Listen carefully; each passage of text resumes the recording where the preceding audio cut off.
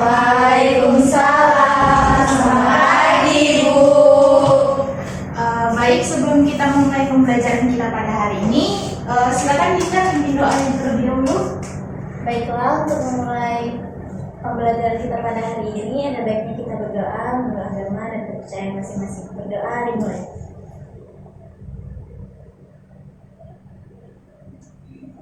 Berdoa selesai. Baik, bagaimana kabarnya? Sehat? Sehat, Bu. Udah semangat belum buat belajar hari ini? Semangat. Nah, semoga kita selalu dalam keadaan sehat dan semangat terus ya. Nah, minggu lalu kan kita belajar tentang ikatan ion. Ada yang masih ingat nggak ikatan ion itu apa? Iya, ikatan ion itu terjadi karena adanya serah terima elektron. Nah, itu biasanya terjadi antara atom logam dengan logam. Nah, benar ya, benar sekali. Ikatan ion itu terjadi karena adanya serah terima elektron. Nah, ikatan ion ini akan berhubungan dengan materi kita hari ini, yaitu larutan elektrolit dan non-elektrolit. Nah, sebelum itu, pernah nggak sih kita dimarahin sama orang tua karena kita pakai alat listrik di dekat air gitu? Pernah. Ada yang tahu kenapa? Nanti Nanti kita kesentuh. Kenapa bisa? Karena air itu Ayo satu orang, jangan rame-rame.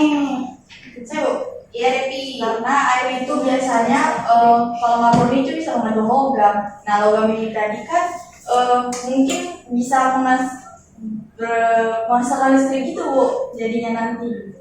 Ya, benar sekali. Ada lagi yang punya pendapat lain? Sama Bu. Ya, benar ya. Jadi air itu dapat menghantarkan listrik karena ada mengandung beberapa logam. Nah, ini berhubungan dengan larutan dengan pembelajaran kita, yaitu larutan elektrolit dan elektrolit juga. Nah, sebelum itu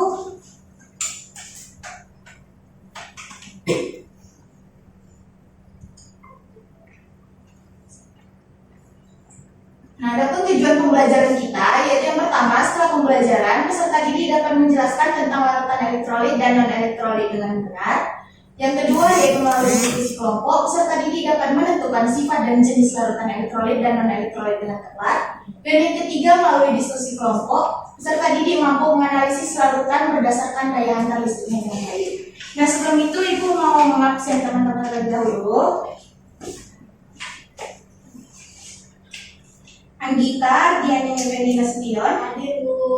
Aura Yandira Utami, Hadir, Bu. Askia Humayra Panjaitan.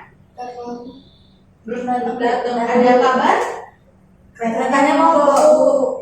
Ya, baik, terima kasih. Cilin, Hadir, Bu. Citra Romantasari, Hadir, Bu. Devi Septiani, Hadir, Bu. Dinda Suci, Hadir, Bu. Grace Andriani, Hadir, Bu. Jovita Tia, hadir Bu. Baik, selanjutnya Ibu mau membagi kalian menjadi 3 kelompok yang terdiri dari 3 orang. Untuk kelompok pertama itu ada Jovita, Dinda, dan Aura. Yang kedua yaitu Grace, Devi, dan Cilin. Dan yang ketiga yaitu Citra, Anggita, sama Askia. Nah, kita lanjut ya. Berdasarkan daya hantar listriknya, larutan dibedakan menjadi 2, yaitu larutan elektrolit dan non-elektrolit. Larutan elektrolit itu dapat menghantarkan listrik karena dapat terionisasi menjadi ion-ionnya ketika dilarutkan ke dalam air. Nah, larutan elektrolit ini terbagi menjadi 2, yaitu elektrolit kuat dan elektrolit lemah. Elektrolit kuat adalah elektrolit yang ketika dilarutkan ke dalam air dia terionisasi sempurna sehingga dapat menghantarkan listrik dengan baik. Sementara elektrolit lemah itu ketika dilarutkan ke dalam air hanya terionisasi sebagian. Contohnya itu ada CH3COH. Nah, selanjutnya ada larutan non-elektrolit, yaitu larutan yang tidak dapat menghantarkan listrik karena tidak dapat terionisasi menjadi ion-ionnya ketika dilarutkan ke dalam air. Nah, selanjutnya yang pertama kita akan menguji daya hantar.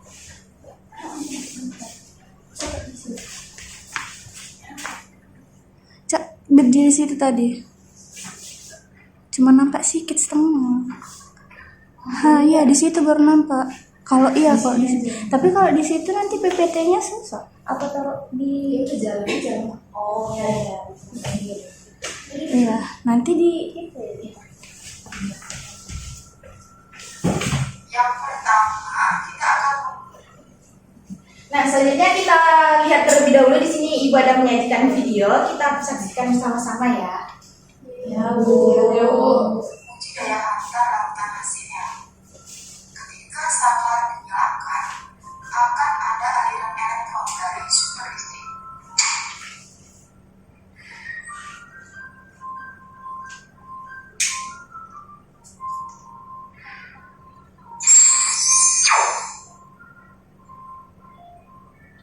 Kemudian yang kedua yang akan kita uji daya hantarnya adalah NaCl. Ketika saklar dinyalakan, sama akan ada aliran elektron dari sumber listrik.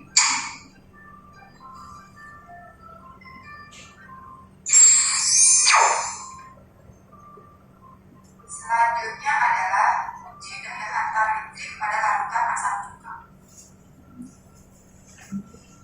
Saklar dinyalakan, ada aliran elektron juga dari sumber listrik.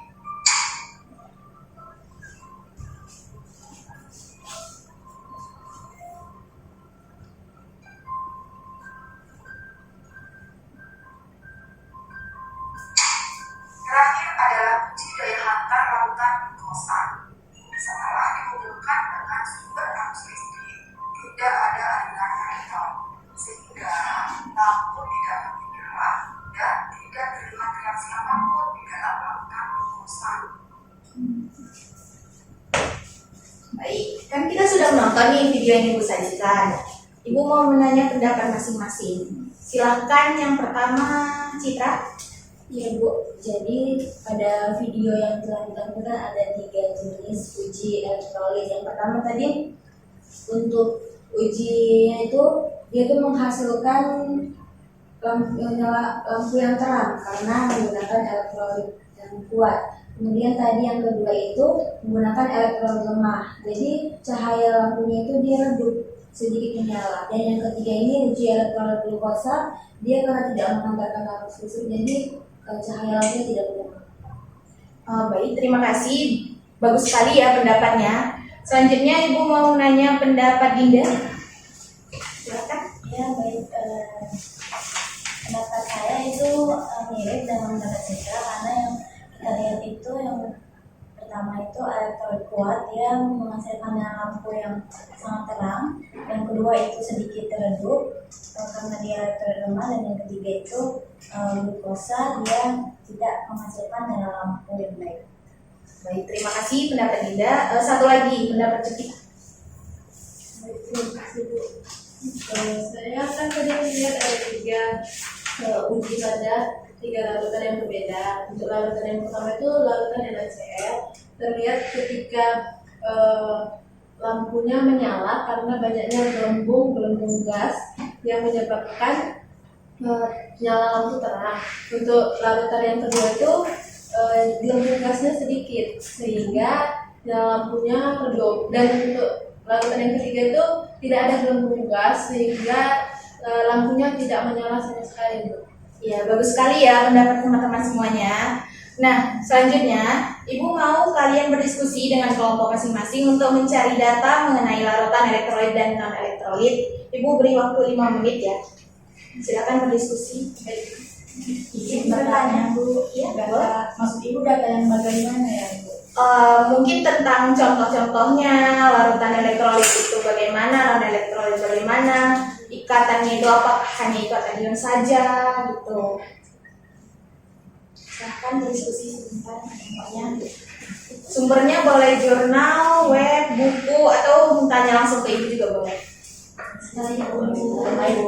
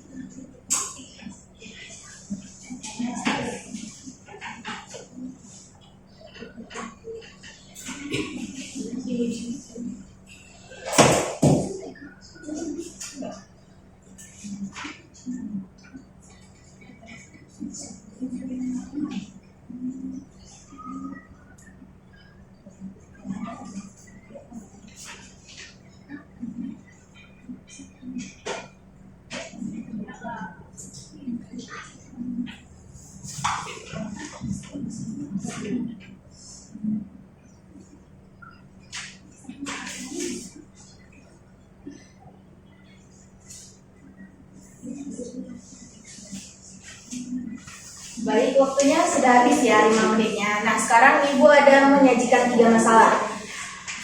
Tolong perhatiannya. Nah, yang masalah yang pertama yaitu mengapa cairan pembersih bisa menjadi penghantar listrik yang baik? Apa bahayanya jika digunakan sembarangan? Yang kedua, apa hubungan antara fungsi minuman energi sebagai elektrolit dan tubuh manusia? Yang ketiga, jika kamu ingin merancang cairan pengganti elektrolit tubuh, zat apa yang harus ditambahkan dan mengapa?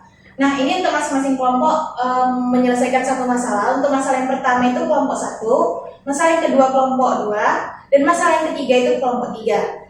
Ibu beri waktu 5 menit ya. Dan ini dikaitkan dengan data yang tadi kalian cari. Baik, Bu. Baik, Bu.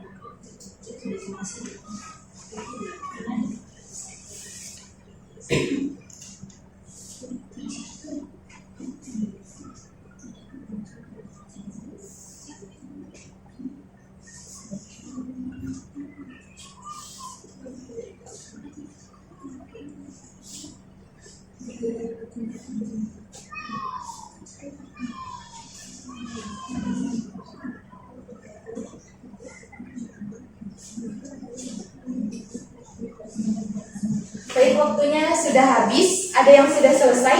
Sudah.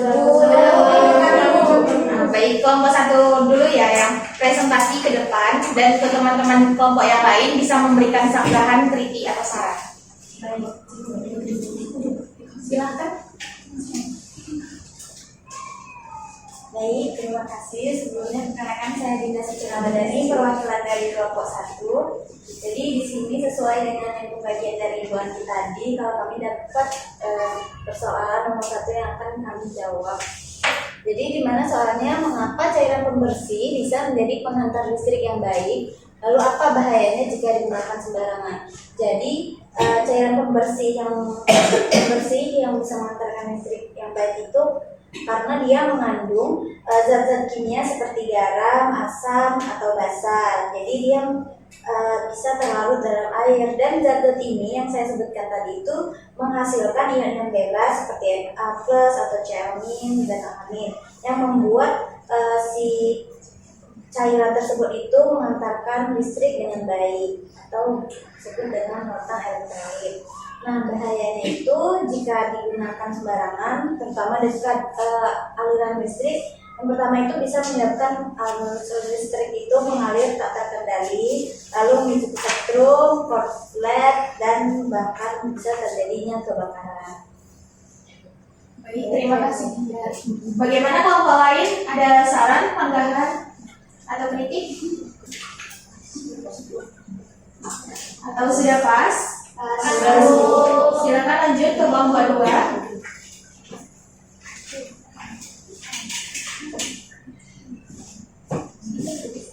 Baik, terima kasih. Di sini saya perwakilan dari kelompok 2 akan menjawab pertanyaan untuk kelompok 2, yaitu apa hubungan antara fungsi minuman energi sebagai elektrolit dan tubuh manusia.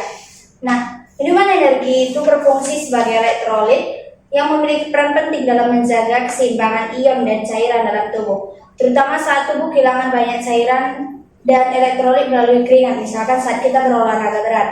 Hubungan minuman elektrolit dan tubuh manusia itu ada beberapa macam. Yang pertama itu menggantikan ion yang hilang, karena keringat kita itu mengandung elektrolit seperti natrium, kalsium, kalium, dan magnesium. Yang kedua itu menjaga keseimbangan cairan. Yang ketiga mendukung fungsi otot dan saraf. Karena ketika kita kekurangan elektrolit, itu bisa menyebabkan kram otot, lemas, bahkan gangguan irama jantung. Dan yang keempat, contoh terakhir itu meningkatkan performa fisik. Dengan menjaga keseimbangan ion dan hidrasi, minuman elektrolit bisa membantu tubuh tetap bertenaga saat aktivitas fisik yang intens. Kesimpulannya di sini yang bisa kami tangkap, minuman elektrolit itu berfungsi sebagai pengganti ion penting yang hilang. Yang kedua itu menjaga fungsi tubuh tetap optimal dan sangat penting dalam kondisi aktivitas tinggi atau dalam cuaca yang panas. Terima kasih. Baik, ada kelompok lain yang ingin menyaga, memberi saran atau kritik? Sudah pas? Sebentar, Bu. Benar, masih ada yang mau memberi saran, kritik?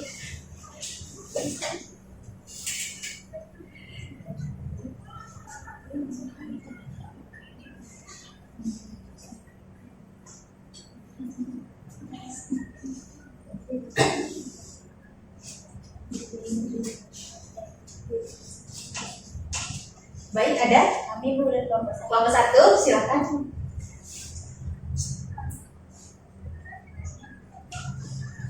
Jadi kalau dari jawaban yang kami tangkap dari kelompok 2 tadi sudah tepat.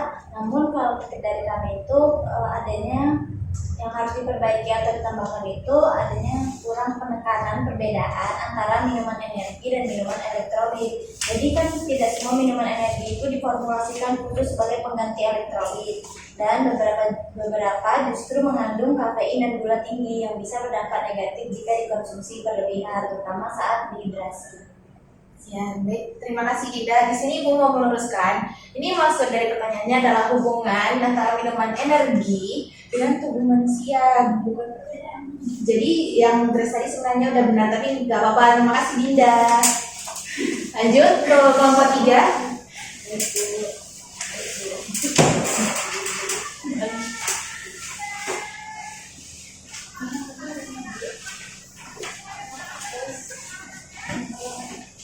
Baik, terima kasih. Jadi Saya perwakilan dari kelompok 3 akan menjawab pertanyaan yang ketiga.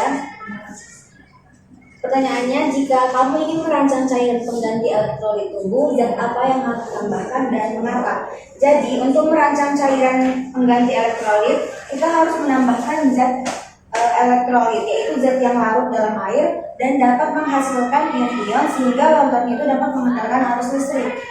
Jadi ion-ion inilah yang penting untuk tubuh dan fungsi tubuh. Contohnya itu zat-zat yang dapat ditambahkan seperti NaCl atau natrium klorida. NaCl ini termasuk elektrolit kuat, menghasilkan Na positif dan juga Cl- yang membantu untuk menjaga tekanan osmotik darah. Kemudian bisa juga menggunakan kalium klorida atau KCl karena menghasilkan K positif yang penting untuk kontraksi otot dan juga fungsi jantung.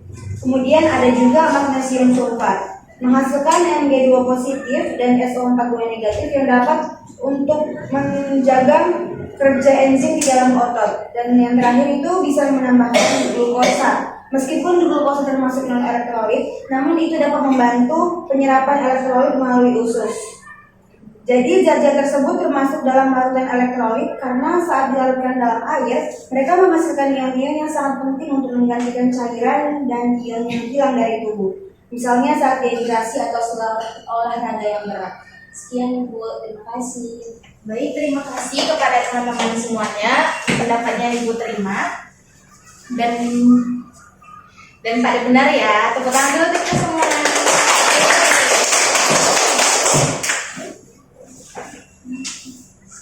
Nah, selanjutnya Ibu mau ada yang menyimpulkan dari semua yang udah kita pelajari ini. Ibu mau cilin?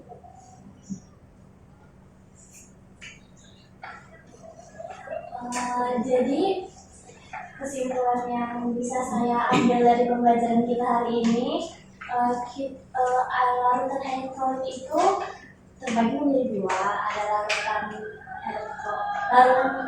elektrolit dan larutan elektrolit. Dan larutan elektrolit itu terbagi menjadi dua lagi, ada elektrolit kuat dan elektrolit lemah. Jadi kalau elektrolit kuat itu dia ada gelembung-gelembung dan menghasilkan nyala lampu yang terang. Terus kalau elektrolit lemah itu gelembungnya sedikit dan menghasilkan nyala lampu yang sedikit redup. Dan jika larutan elektrolit itu tidak ada gelembung dan tidak menghasilkan nyala lampu. Sekian kesimpulan dari saya. Baik, terima kasih Cilin, bagus sekali ya. Selanjutnya Ibu mau Aura, silakan.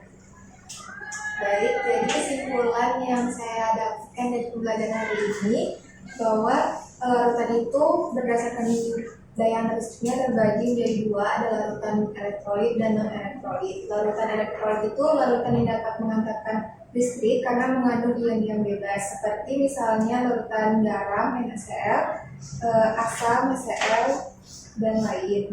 Kemudian larutan non-elektrolit itu tidak dapat menghantarkan listrik karena tidak menghasilkan ion dalam larutannya, contohnya larutan gula.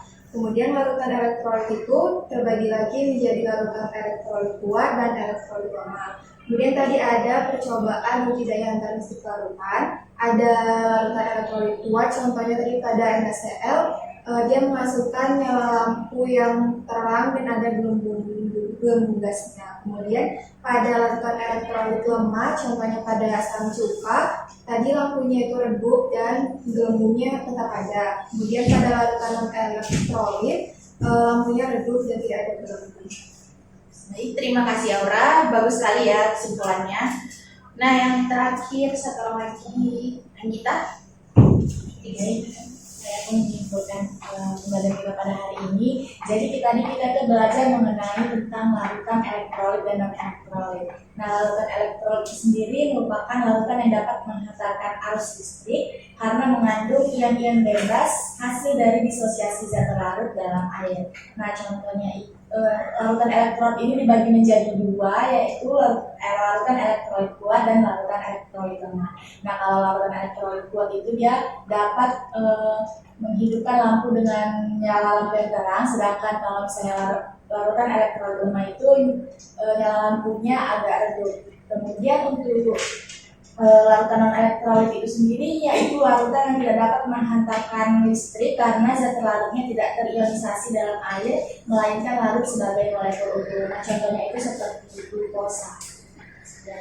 Baik, terima kasih. Bagus-bagus sekali ya kesimpulannya. Tepuk tangan dulu. Nah, selanjutnya kita ada kuis.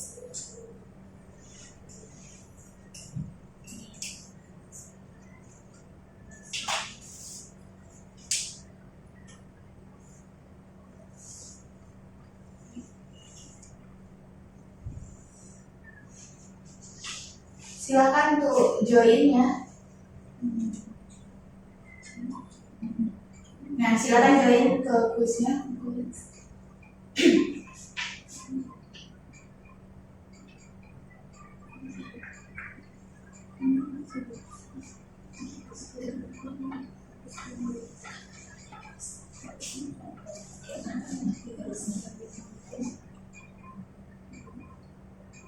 Nah,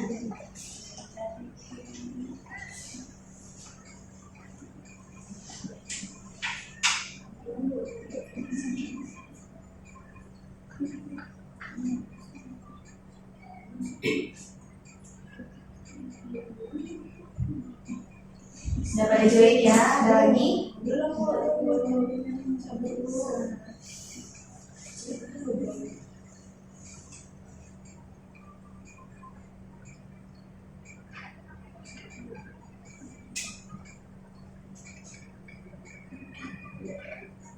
Udah ada Dinda, Citra, Aura, Devi, sama Cilin ya? Iya, Ibu.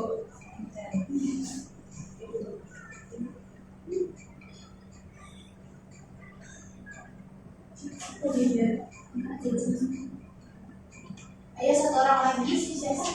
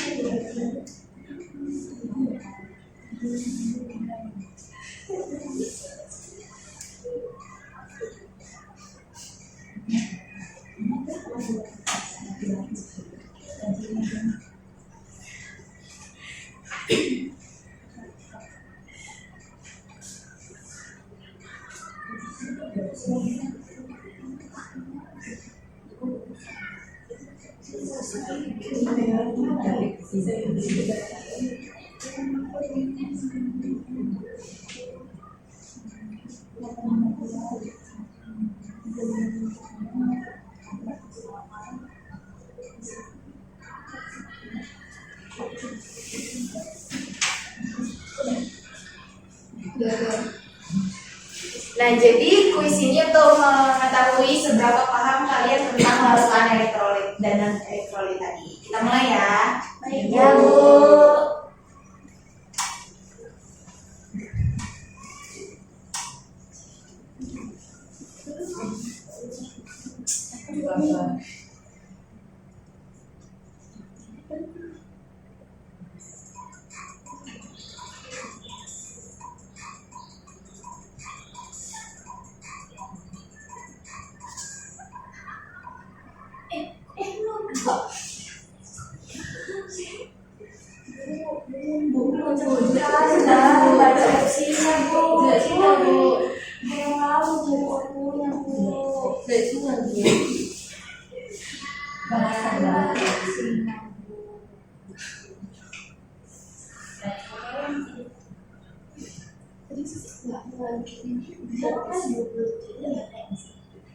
Belum sempat dibaca. Alasan apa? Tidak kan dulu dulu.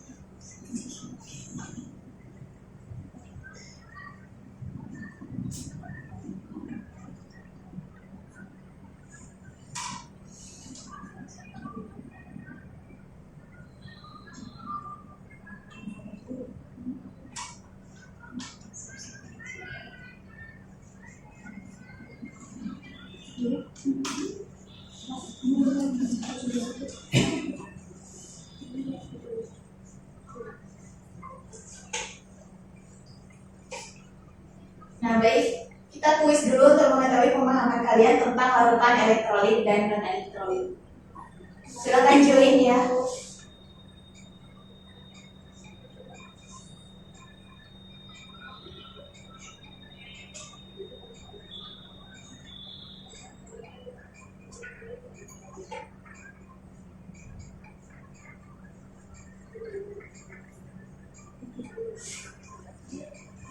Satu orang lagi.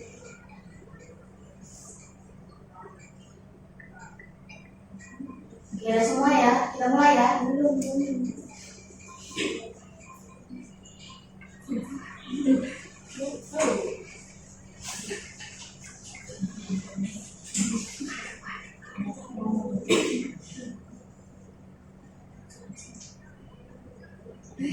Ya.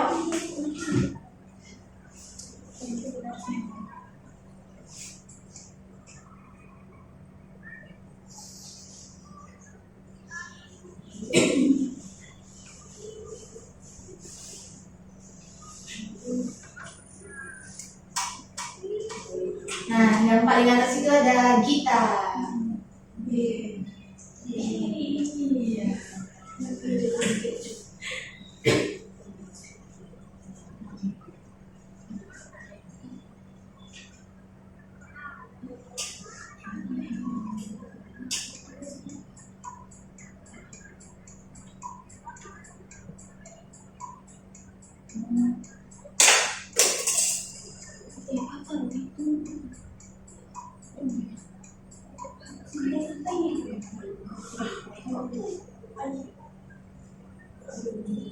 Ada yang belum menjawab ya?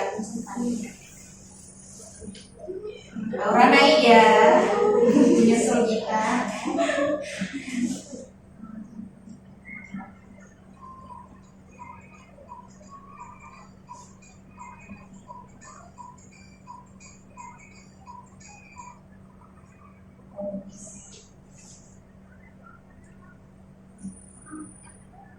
Aura tetap ya.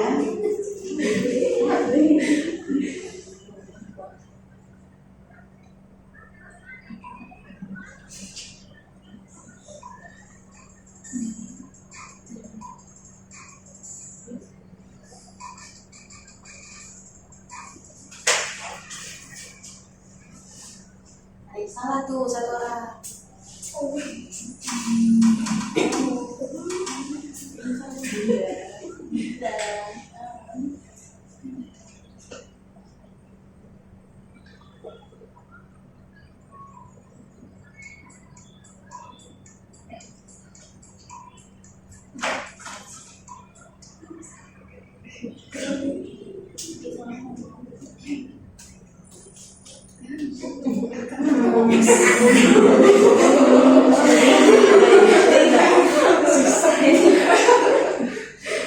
berapa sekolah?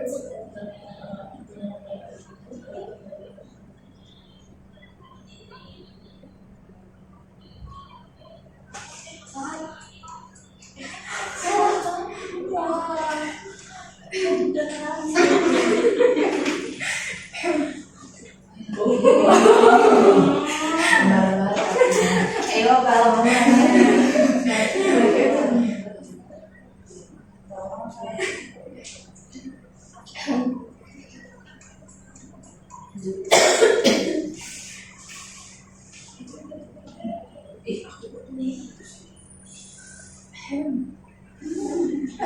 Gita dari luar sama Citra ya.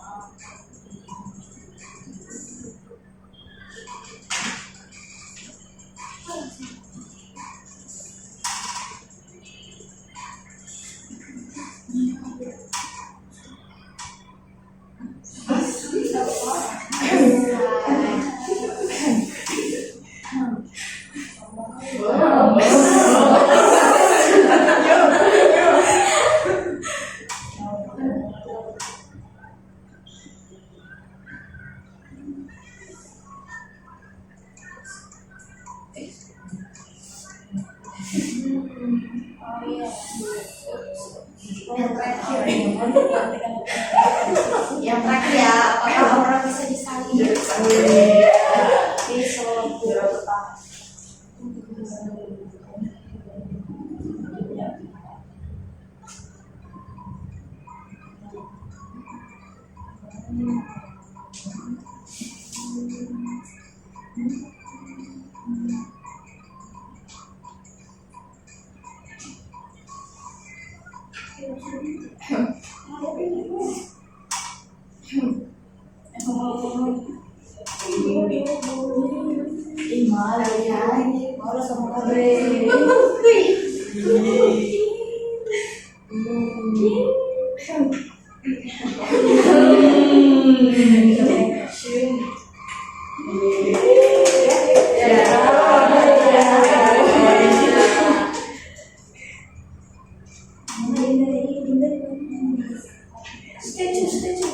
Nah, berarti Aura pemahamannya udah bagus ya. Untuk teman-teman yang lain bisa untuk dipertingkatkan dengan mempelajarinya di rumah. Baik.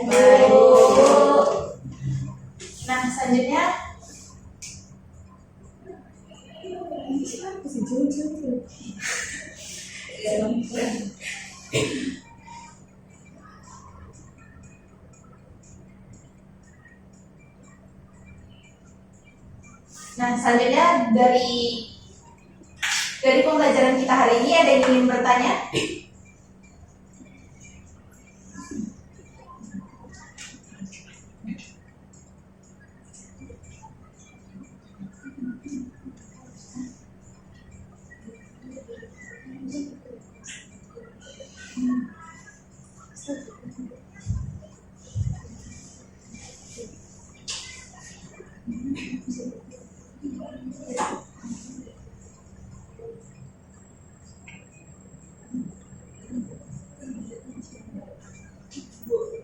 Ya, Jovita ingin bertanya. Tentang yang sehari-hari kan Bu, kita ada memakai air dan katanya air itu kan dapat mengantarkan arus listrik. Ini kan termasuk ada ion-ion yang elektrolit kan Bu. Jadi kalau air dicampur dengan madu apakah termasuk elektrolit atau elektrolit mau? Nah, jadi air itu sendiri adalah larutan yang non elektrolit. Nah, dia elektrolit maksudnya tadi kayak Jovita bilang bisa menghantarkan listrik karena ada ion-ion yang di dalamnya. Jadi kalau dia misalnya air murni, dia itu bukan termasuk elektrolit. Jadi dia non elektrolit, dia tidak bisa menghantarkan listrik. Nah, gimana tadi kalau misalnya dicampur dengan madu? Dia juga bersifat non elektrolit karena madu itu ketika dilarutkan dalam air dia tidak terionisasi. Apakah sudah jelas? Ada lagi?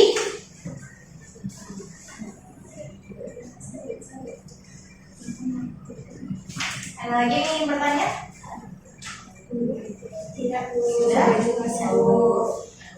Baik, untuk kesimpulan dari pembelajaran kita hari ini yaitu larutan elektrolit adalah larutan yang dapat menghantarkan listrik karena dapat terionisasi menjadi ion-ionnya secara sempurna di dalam air. Nah, larutan elektrolit ini terbagi menjadi dua, yaitu larutan elektrolit lemah dan larutan elektrolit kuat. Larutan elektrolit kuat itu dianya terionisasi sempurna dalam air, contohnya adalah HCl, NaCl.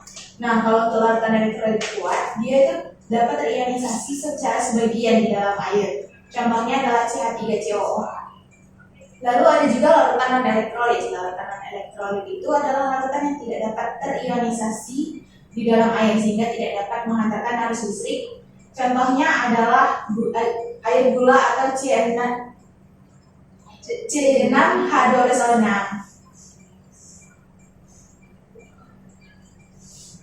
Baik, terima kasih untuk hari ini. Persiapkan untuk minggu depan. Minggu depan kita akan membahas materi asam dan basa. Sekian pembelajaran dari saya.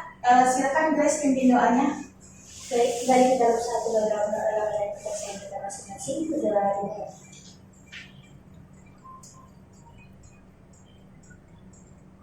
selesai. Baik, sekian dari saya pembelajaran hari ini. Saya sudahi. Assalamualaikum warahmatullahi wabarakatuh dan selamat siang. Waalaikumsalam.